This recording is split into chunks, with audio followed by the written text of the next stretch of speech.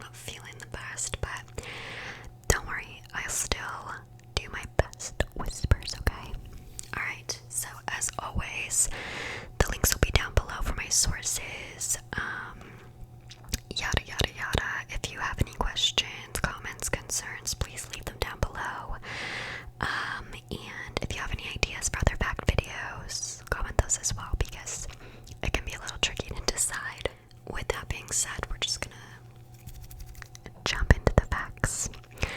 So fact number 1, each First Nation has its own creation beliefs told in the form of a story of their ancestors. The Iroquois creation story often includes elements of the earth being formed on the turtle's back, with animals and all other creatures providing further guidance when Sky Woman gives birth to First Woman. Number 2. There is not one culture for all First Nations.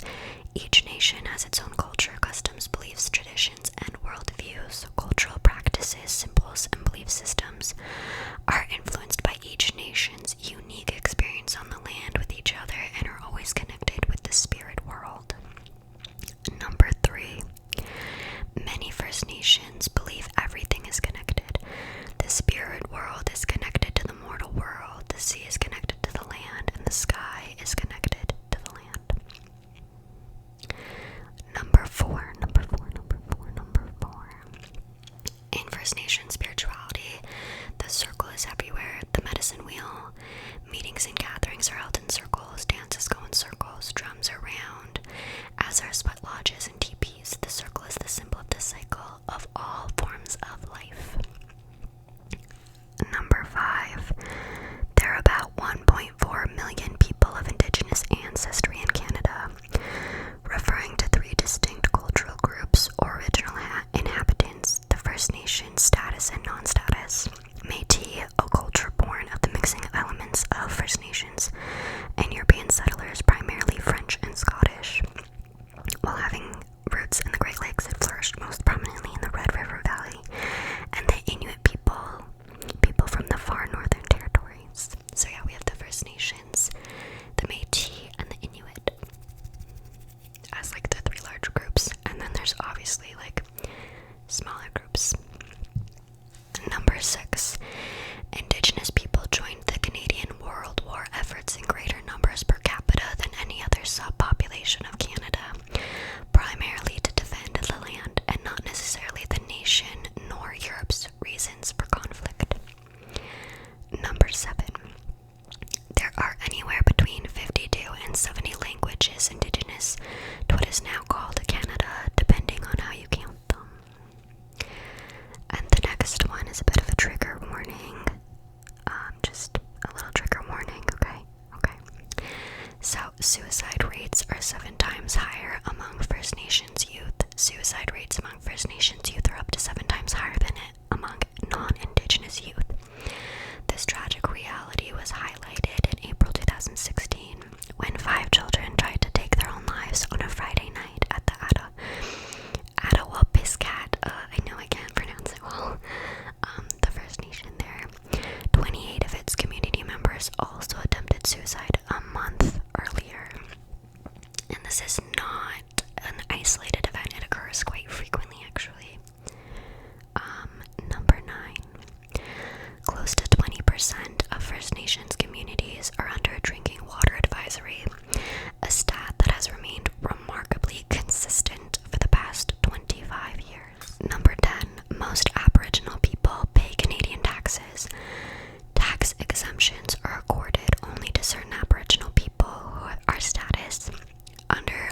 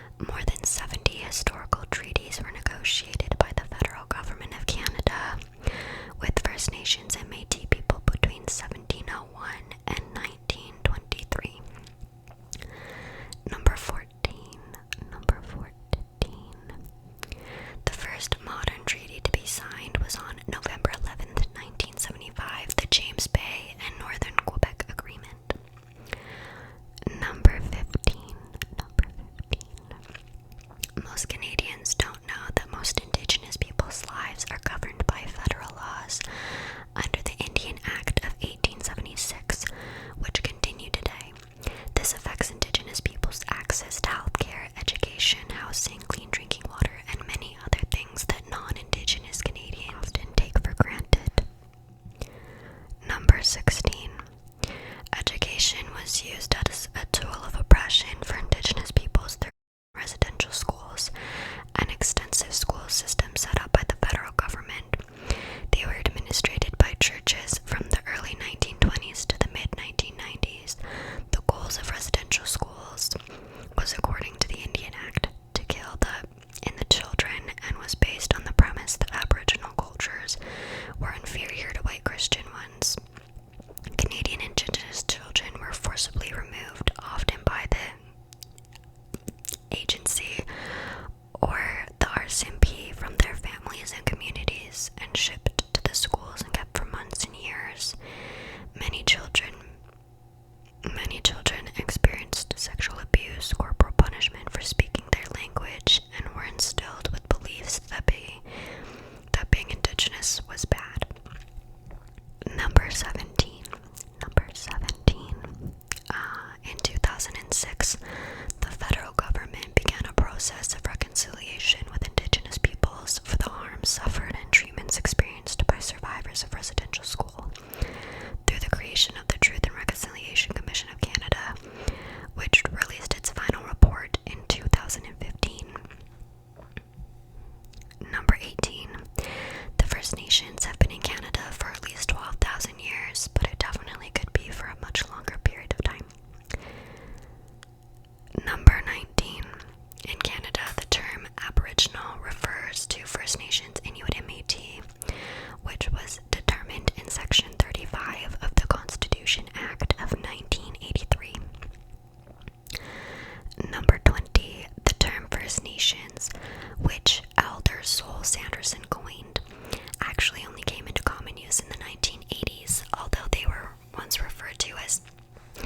Some Canadians found this term offensive. Today, the use of the term is uncommon in Canada. 21. There are currently 634 registered First Nations communities in Canada, with more than half of them in British Columbia and Ontario, according to statistics from 2017-22. Number 22. In 1996, June 21st, was officially declared National Aboriginal Day, celebrating the history and ongoing contributions of all Aboriginal peoples in Canada. The day is significant as many Aboriginal groups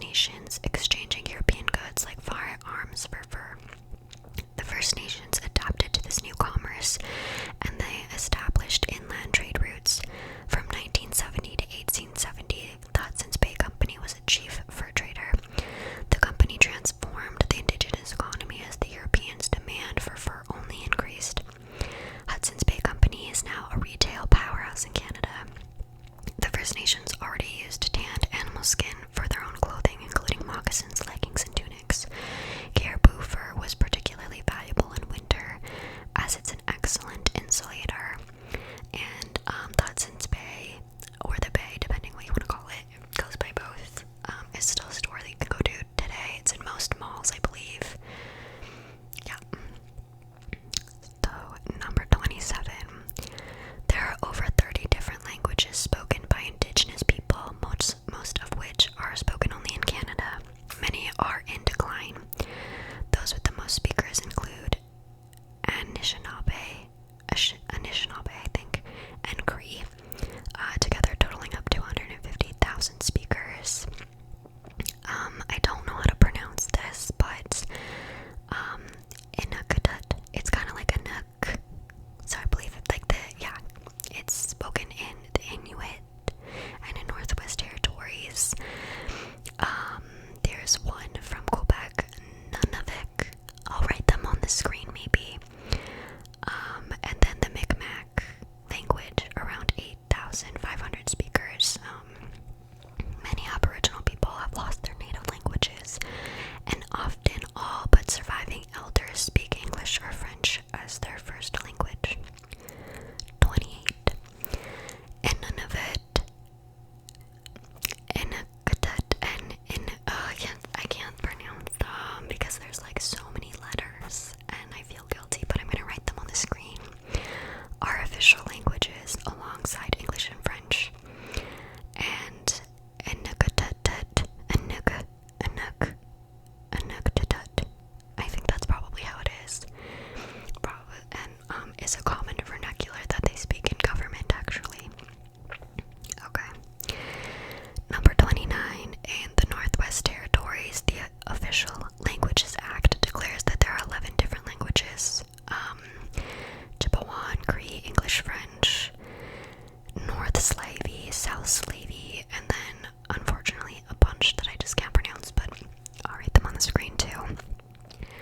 Number 30. Indigenous art traditions are recognized by art historians according to cultural, linguistic, and regional groups. We have the Northwest Coast, the Plateau, the Plains, the Eastern Woodlands, the Subarctic, and the Arctic. Number 31. During the 19th and the first half of the 20th century, the Canadian government pursued an active policy of forced and cultural assimilation toward Indigenous peoples. The Indian Act banned manifestations of the Sundance, the potlatch, and works of art depicting them. 32. The First Nations people of Canada comprise diverse ethnic groups, each with their own musical traditions. There are general similarities in the music, but it is usually social or public or ceremonial and private. Public social music may be dance music accompanied by rattles and drums. Private ceremonial music includes vocal songs with accompaniment of percussion used to mark occasions like the Midiwinin ceremonies and sun dances. Number 33. Since the 1980s, the number of First Nations babies more than doubled, and currently almost half of the First Nation population is under the age of 25. Half of the First Nation population in Canada is under the age of 25. 34.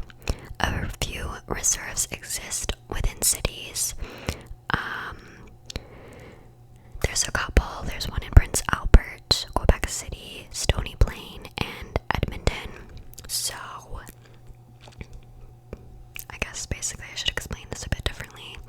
It's very rare for reserve land to be in a city because the First Nation people like to live on the land, like in nature. So that's kind of why that's interesting. But sometimes they have to, from my understanding, I guess, they have reserves inside cities so they can make money. I think it's called, what is it called? Urban reserve. I think that's what they're called, or urban reserves. I don't know. Number 35. Ethnographers commonly classified Indigenous peoples of the Americas in the United States and Canada into 10 geographical regions with shared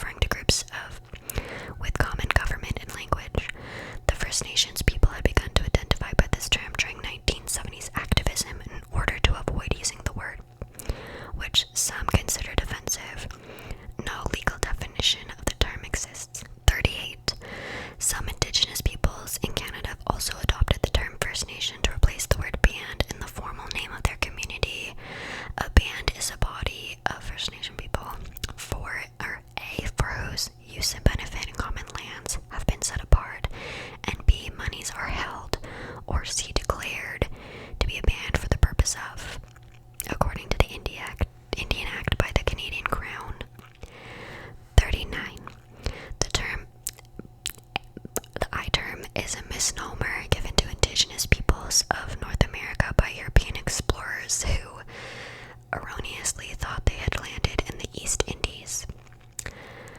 Number 40. First Nations people had settled and established trade routes across what is now Canada by 100 BC to 1000 BC to 500 BC. Number 41. The Iroquois Confederacy, or Six Nations, was originally made up of only 5 tribes: the Mohawk, the Oneida, I can't remember, the Onondaga, the Cayuga, and the Seneca. The Tuscarora joined later, becoming the Sixth Nation. Number 42. Allied with the French, the First Nations of the Wabanaki Confederacy of Acadia fought 6 colonial wars against the British and their native allies. The 6th and final colonial war between the nations of France and Great Britain from 1754 to 1763 resulted in the French giving up their claims, and the British claimed the lands of Canada. Number 43. British agents worked to make the First Nations into military allies of the British, providing supplies, weapons, and encouragement.